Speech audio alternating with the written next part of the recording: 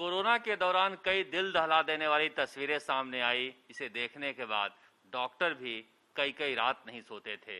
राजस्थान के कोरोना के सबसे बड़े अस्पताल राजस्थान हेल्थ यूनिवर्सिटी के अधीक्षक अजीत सिंह शेखावत हमारे साथ हैं, उनसे बातचीत करते हैं। सर, राजस्थान हेल्थ यूनिवर्सिटी सबसे बड़ा अस्पताल था, जिस तरह से भीड़ थी वहां पर, इतनी बड़ी संख्या में मरीजों को हैंडल करना कितनी बड़ी चुनौती थी?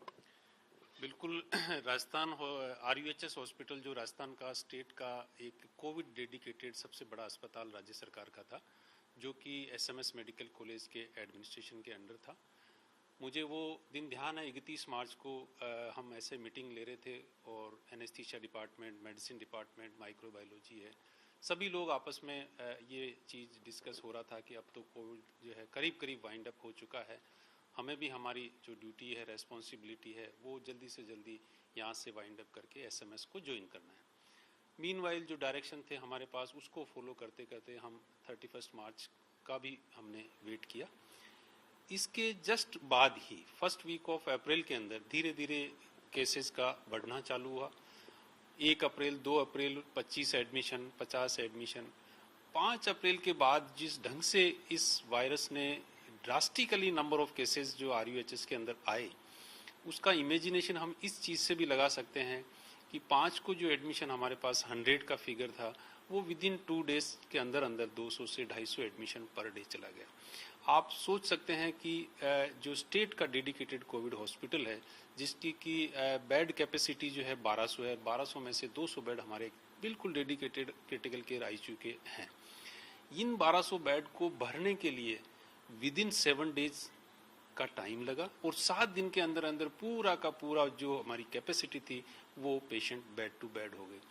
लेकिन जो पेशेंट का फ्लो था वो कहीं भी आसपास हमें ये नज़र नहीं आ रहा था कि ये रुकने वाला है। इस चीज़ को देखते देखते पूरी डेटा की मॉनिटरिंग, हायर एजेंसी को इन्फॉर्म करना, सारे अधिकारियों को इन्फॉर्म करना, डॉक्टर भंडारी साहब खुद पैनिक स्टेज से निकलते निकलते रात को राउंड्स वगैरह हम करते हैं, इन सब की सूचना राज्य सरकार को हमने देना स्टार्ट किया। इसके बाद जो एक्स्ट्रा बेड्स की कैपेसिटी होने के बाद भी हमने 100 से 150 बेड का और हमने हमारे पास जो एक्स्ट्रा स्पेस था उसके अंदर डिस्प्ले किया। लेकिन जो फ्लो था पेशेंट का वो इतना पैनिक्स हमें कर रहा था कि अब इसके बाद हम क्या करेंगे। वो जो तस्वीरें सामने आती थी, अंदर से जो लोग वीडियो बना के भेजते थे, गैलरी में लोग पड़े हुए हैं, बहुत तो नीचे भी पड़े हुए हैं, तो वहां से गुजरते थे तो क्या मन में आता था? वो चीज जो हम सोचते हैं कि आज हम जिस प्रोफेशन से हैं और जिस ढंग की केयर हम आज पेशेंट की करनी चाहिए हमें, वो पेशेंट अगर फ्लोर पर है तो हमें खुद भी मन के अंदर ये फीलिंग आती थी कि काश ये पेशेंट जैसे बेड पर होता, या इसको प्रॉपरली और कोई हम स्पेस दे पाते, या इसको हम प्रॉपरली अटेंड कर पाते, तो मन के अंदर ऐसी भावना रहती कि शायद हम इसको और अच्छा अटेंड कर पाते। इस फीलिंग के साथ आप बिलीव नहीं करेंगे कि जो हमारी इमरजेंसी थी वो फुल ऑफ पेशेंट्स रहती थी। वहाँ पर हमारी जो होल्डिंग एरिया जो 25 बेड का हमने बना रखा था, साथ में हमने व्हील चेयर, जो पेशेंट स्टेबल थे उनको भी bed to bed plus wheelchair to wheelchair हमने ऑक्सीजन देने के लिए पूरी व्यवस्था कर रखी थी। वो व्यवस्था इस फ्लो के अंदर चरमराती हुई नजर आई। एक एक सिलेंडर से अल्टीमेटली हमें यहाँ तक महसूस करना पड़ा कि एक एक सिलेंडर से हमें 3-3 पेशेंट्स को जोड़ना पड़ा। तो ये जो पैनिक स्टेज से हम जब निकले तो प्रोफेशन के हिसाब से हमें ये फीलिंग हुई कि जो केयर इन पेशेंट को हमें देनी चाहिए वो हम किसी कारण से नहीं दे पा रहे। रात को सो पाते थे ठीक से? रात का जिस ढंग से मोबाइल की थी, इवन हमारे इवन रिलेटिव्स की बात कर लीजिए, अपने क्लोज सर्किल की बात कर लीजिए, दोस्तों की बात कर लीजिए, हमारे डॉक्टर्स कोलीग्स की बात कर लीजिए, फोन उनको खाली मिलता ही नहीं था। एक फोन के बाद उसकी पेशेंट्स की या किसी भी फोन को एक आप अटेंड करते थे, पीछे 10 से 15 मिस कॉल पर रहती थी। उन मिस कॉल्स को दोबारा अटेंड करना इतना संभव नहीं था, क्योंकि मोबाइल की वजह से एक ऑक्यूपेंसी आपकी हो जाती है। तो इसके लिए हमने एक पर्टिकुलरली मैंने अपने PA को रख रखा था, वे जितने भी फोन आए आप उसको अटेंड करिए, नोट डाउन करिए किस पेशेंट की या किस अटेंडेंट का, किस डॉक्टर का, किस ब्यूरोक्रेट्स का, किस हमारे राजनीतिक गणमान्य व्यक्ति का कोई फोन आता है तो उसको हम इस तरीके से अटेंड करने की कोशिश करते थे। भावना ये रहती थी कि कोई भी पेशेंट नेग्लेक्टेड ना रहे। जब हम लोग जाते थे देखते थे कि एम्बुलेंस की लाइन लगी हुई है बाहर। कई मरीजों को हम देखते थे कि अंदर जगह नहीं है, एम्बुलेंस में उनका सीना फूलते रहता था। वो भी देखना काफी पीड़ादायक था। बिल्कुल, जिस ढंग से इमरजेंसी ओवरफ्लो हुई, फिर उसके बाद पैर रखने की जगह नहीं रही। एम्बुलेंस की जो लाइन थी हमारे इमरजेंसी के गेट से लेके हॉस्पिटल के मेन गेट तक, और फिर मेन गेट से भी बाहर सड़क तक, वो मंजर भी हमने देखा है। एक एम्बुलेंस को हमने जैसे पेशेंट को अंदर लिया, फिर 5 मिनट बाद दूसरी एम्बुलेंस। कई पेशेंट्स का सिचुएशन इवन एम्बुलेंस के अंदर किसी का 40 चल रहा, किसी का 50 चल रहा। कई बार लेट नाइट एम्बुलेंस बाहर गेट के बाहर भी पेशेंट्स, कुछ पेशेंट्स की इतनी क्रिटिकल स्टेज थी कि एम्बुलेंस के अंदर डेथ हो गई। एम्बुलेंस के अंदर डेथ होने के बाद में ड्राइवर है वो चुपचाप किसी कोने में उसकी डेड बॉडी छोड़ गया।